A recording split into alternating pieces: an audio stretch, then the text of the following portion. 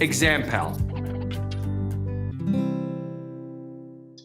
Let's start talking about it. How do you build a study plan? So I think that the first question that you should be asking yourself when you start thinking about this question is, how long am I going to study? And actually, this question can itself be broken up into two sub-questions, two smaller questions. Okay, so the first one is, how much should I study in total? How many hours? Is it 50 hours, 100 hours, 200 hours? I'm actually curious what your guys' guesses on what the answer to that I'm going to give in a few minutes is going to be. If you want to tell me in the chat. But we'll get there in a minute anyway. And the second question is, over how long a period should I spread my study plan over? Should it be over a month, 2 months, a year, my entire adulthood, what? So we're going to talk right now about the first question, and then we're going to present several different answers for the second question throughout this entire webinar, because in many ways it's somewhat more of a complicated question. So let's start with some concrete data. So we recently had a webinar in which we spoke with one of the GMACs. It's the people who write the test. One of the GMAC senior directors, Vineet Chabra, and he shared the following data with us. So take a look. It's on your screen. There's kind of a lot of data there. So we'll take a minute to absorb it. And I'm not gonna go over everything here really, but I'm gonna sort of point your attention towards a few things. So first, let's start actually kind of from the end. On the bottom right corner, look at that. It's written there, those that score at least 600 study on average 122 hours. Okay, and now let's look on the left side, and the very left side, the median number of hours of preparation by GMAT score. And you can really see here how, as the number of hours goes up, the score grows in accordance, okay? Which makes sense.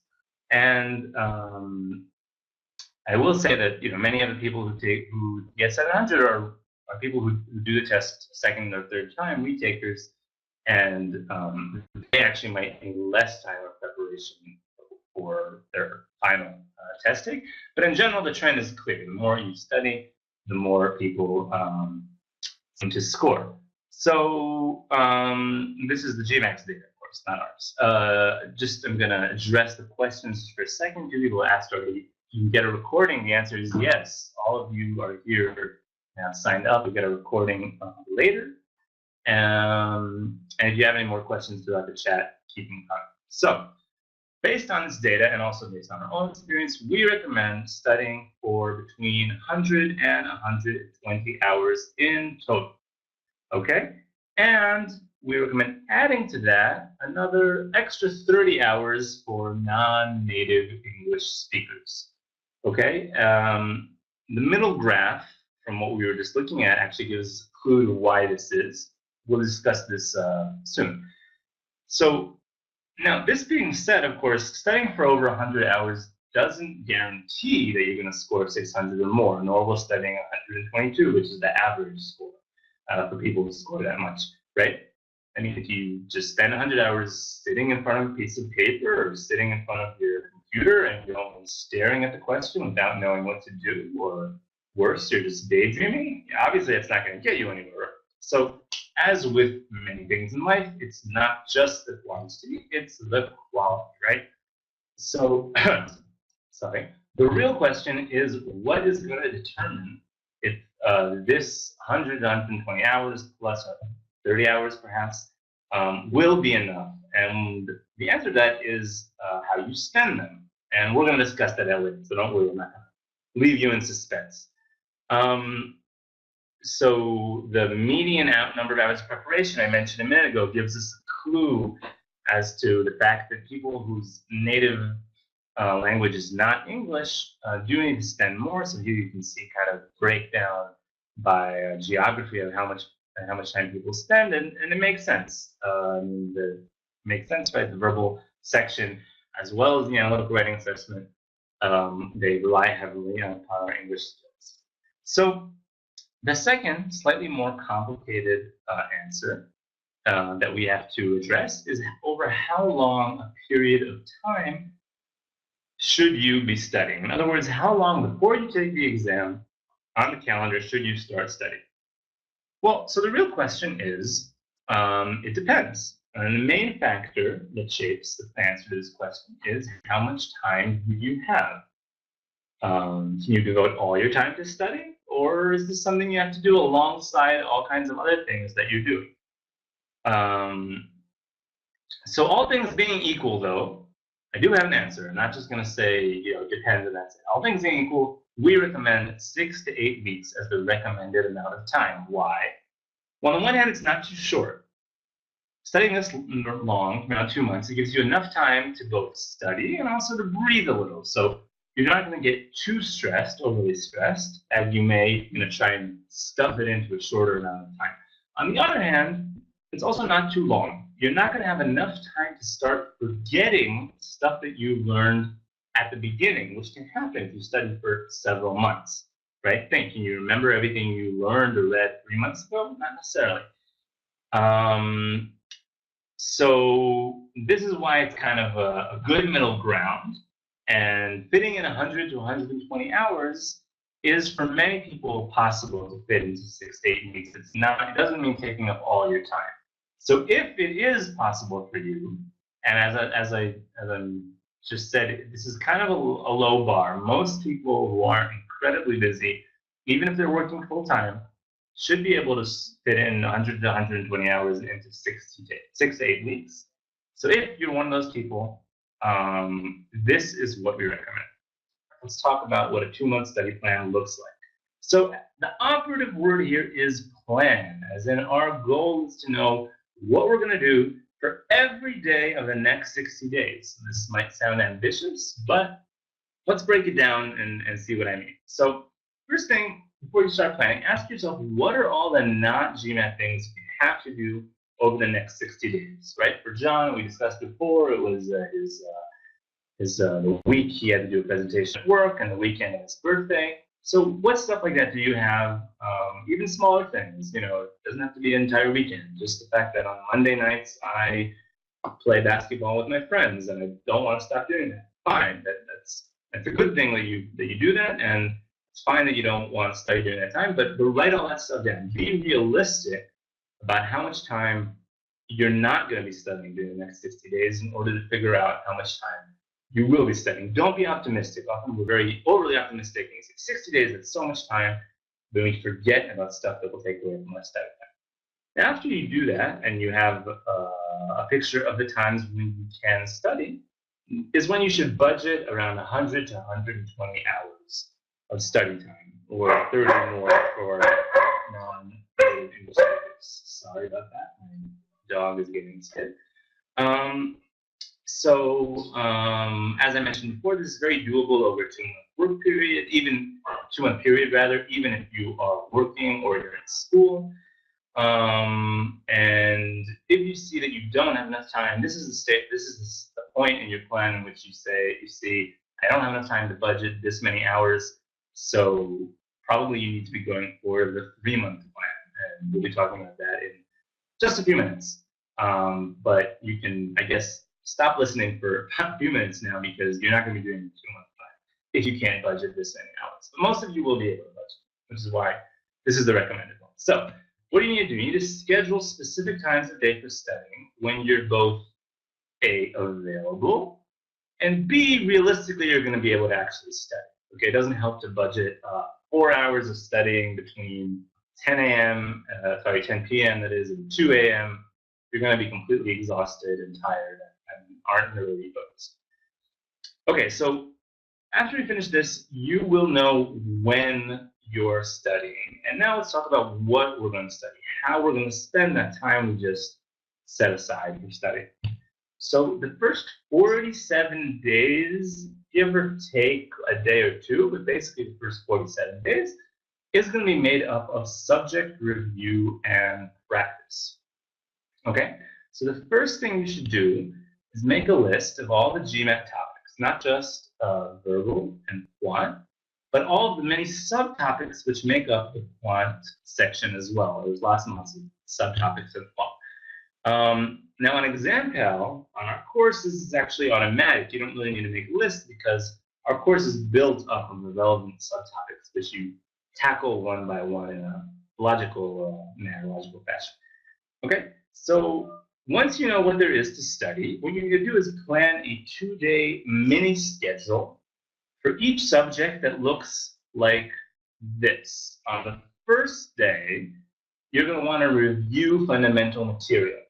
So, I mean, learn the topic, right? Learn the properties, learn how many sides there are in a triangle, start there. And then go learn about the Pythagoras theorem and on and on. So, with examPAL, this entails watching for each section. We have an intro video. You watch that first in order to make sure you know the basic rules, the terminology.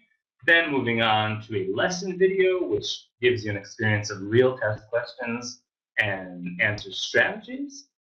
Okay, and while you're doing these things, while you're watching or however else you study, I recommend compiling 2 separate lists. The first is a summary of the material, if it is, this is the type of thing that helps you study. For a lot of people it does. It's just a general summary, these are the rules, these are the formulas, these are the things I need to remember.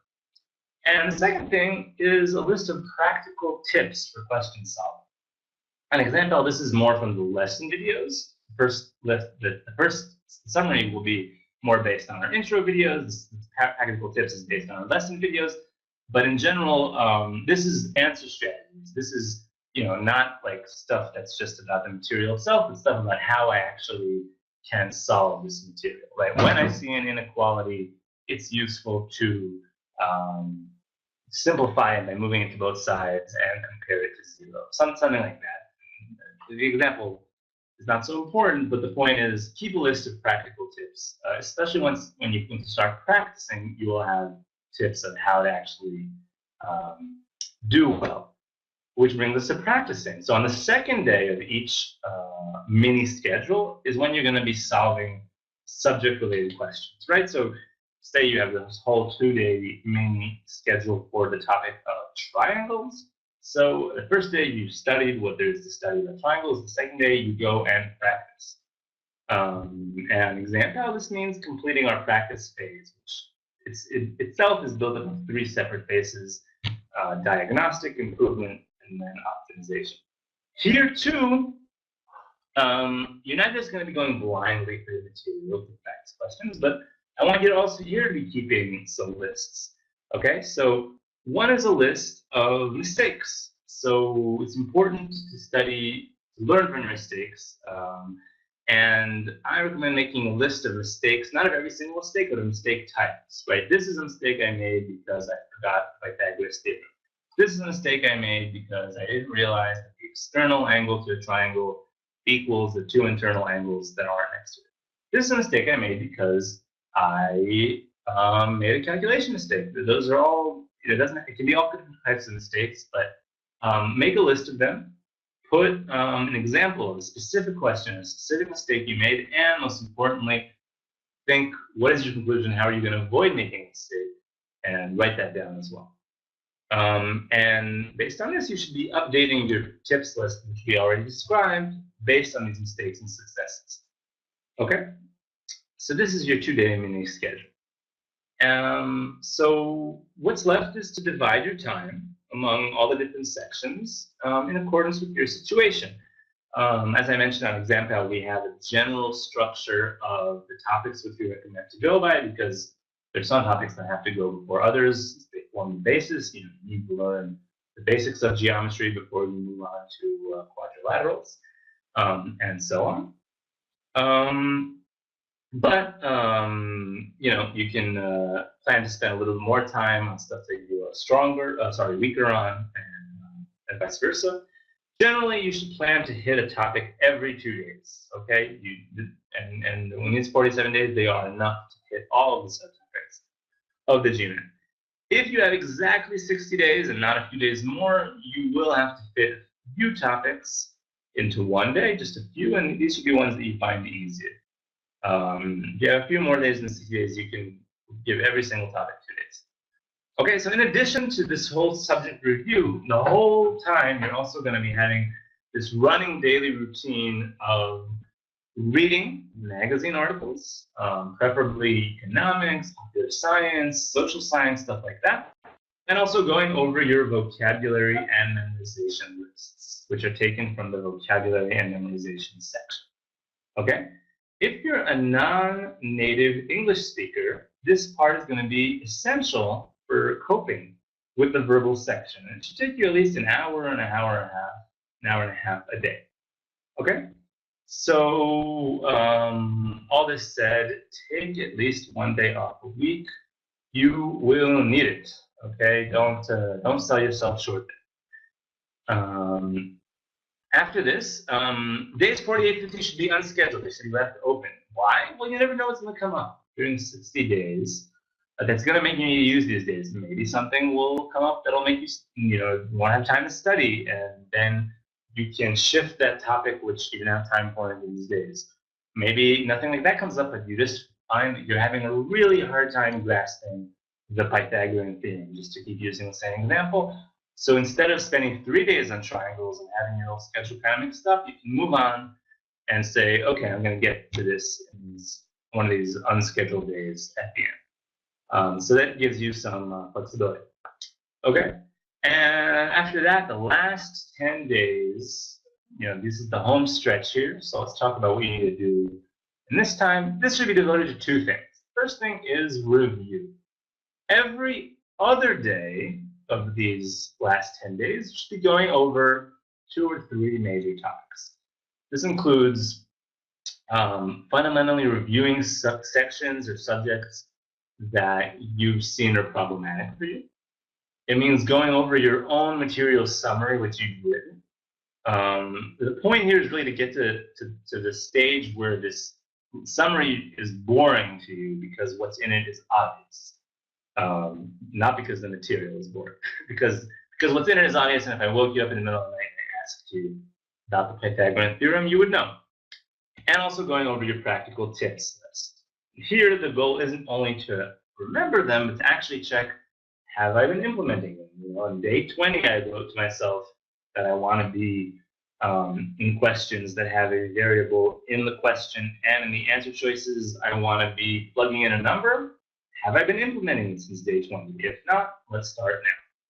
And, of course, going over your mistakes list. Here the goal is not only to understand your past mistakes, as in, oh, I see now why this is the wrong answer, and I understand why this correct answer is something else, but to be confident that you will avoid repeating a similar mistake in a similar question.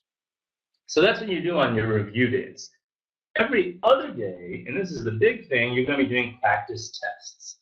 Okay, the GMAC CATs, and you're going to do them from start to finish. So if you can take a few days off of work, try and do it at the same time, same hour of day as your real test is going to be if it's in the morning. And then when you do that, spend the afternoon reviewing your test. Okay, analyze it, see what you were good at, see what you weren't good at, what are your conclusions, what you need to work on, and then use the rest of the day after analyzing for solving questions that are similar to the ones that you got wrong, either on examPAL or in the OG official guide. Okay? And we're almost done, guys. I hope you're excited. On day 59, on the day before the test, you can and should relax, breathe, reach out to people you have probably been ignoring for the past 2 months. But don't party too hard or anything, because most importantly, get a good night's sleep. Next day, D-Day, do what you know how to do, right? Ace the GMAT, you should be prepared. So let's just take a look at John's plan. We described John in the beginning, and now I described to you what he's going to be doing, how we actually build this plan. So let's look at just a kind of average weekend study plan. So as you can see, he studies about 3 hours per day on the weekdays, right? Between 5 and 8 or 8:30, so more or less 3 hours. And he devotes, Oh, sorry, that was actually on a Tuesday. Anyway, no, he spends about 3 hours, including everything, a day on weekdays, and about half of that time is devoted to vocabulary work. He specifically he works on his vocabulary in the morning, and then he reads at night. And the other half, an hour and a half, is spent on review or practice of a certain topic. Okay, and then he spends another 4 or even more hours on weekends, on Sunday. Now, note he does have enough time both for his job and also for other pursuits. He goes to the gym 3 times a week. And this week he has a social event 1 day a week, and he takes an entire day off every week. And he can do that with another 7 weeks that look a lot like this one. And remember, John, one of those weeks, actually, he's not going to be studying at all. But anyway, another 7 weeks that most of them look like this one, it's still enough time for him to study and prepare comprehensively over 2 months, even giving the time he has to give off. And once again, the point is not that your plan will look exactly like this. We all have to customize to our own personal schedules, but the point is that you have a schedule that looks something like this. You have to work, and you also have some other constraints. This plan is still possible for you, and in fact is recommended. A few other tips that I want to go over with you guys that are relevant for all 3 of them. So the first one is silence is golden. What I mean by that, you can tell from the image maybe, is your phone should really be silenced, and it should also be in a different room, preferably under a pillow or in a drawer, or under a pillow inside of a drawer. Your browser, you're on your computer, shouldn't have any other tabs open except for examPAL.com, and you should have a study place without a lot of other people around. Okay. You also don't, trust me, I checked, and you don't have to get up and go to the fridge every 20 minutes to check for updates. If anything happens in there, we'll tell you. But really, you need a place where you can sit, think, and be focused in relative silence. If you're having trouble grasping something, so you need to ask yourself what exactly you're having, what kind of trouble you're having, okay?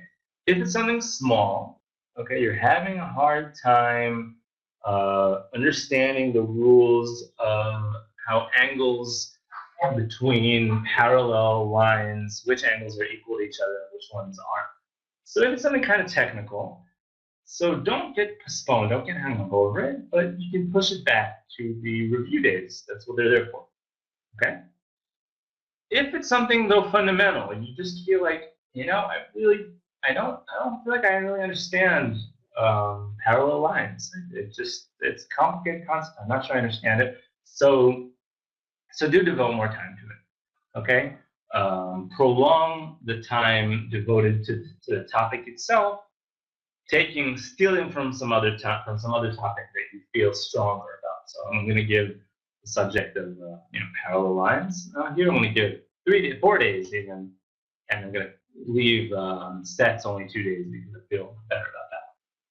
Okay. You shouldn't, however, by any means erase subjects from your schedule entirely. Even if it's one you feel really good about, even if you won the state championships in sets, if that were a thing, still don't erase it entirely. You can shorten it, but leave yourself time to go over it. Okay, being good at something is nice, but why not be great if you can? Another thing to realize, another important tip, is that mistakes are opportunities. I'm sure this is not the first time you've heard that line, but it's true.